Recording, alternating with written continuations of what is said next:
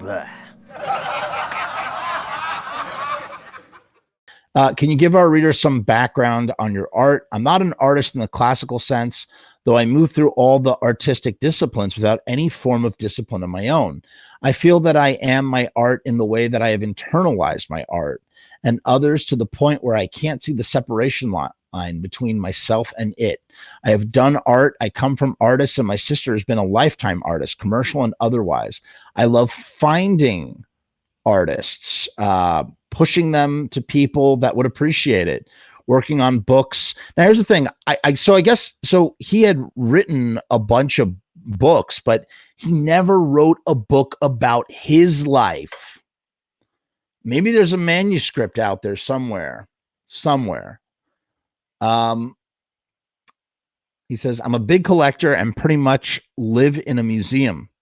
I do art more when challenged than as a way to express myself. I love so many creative outlets that I don't feel the need to distinguish one from the other, which is why I say I am my art. It's not a hobby.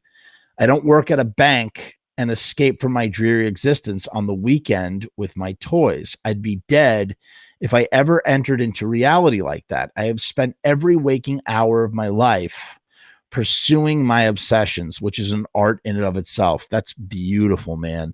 My obsessions are the other things that the art, music, books, films, trinkets, collectibles, all pop culture oriented, but the overlooked of all these subjects.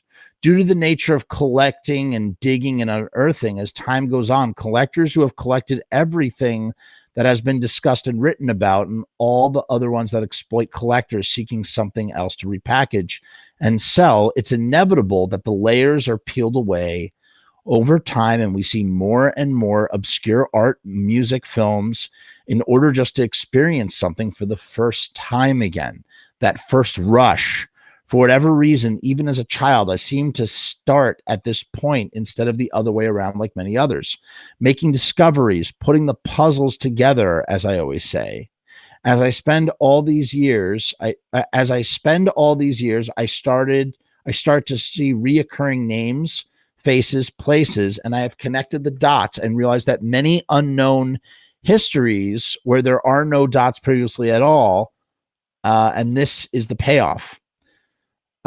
So much has been explained by doing these puzzles. This is possibly the most fulfilling art of mine.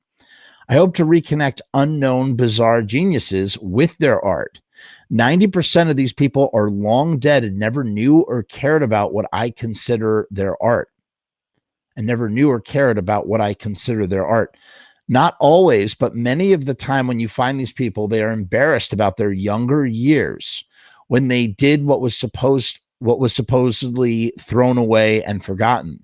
I'm not alone in these endeavors, but I was the first, at least as far as I knew.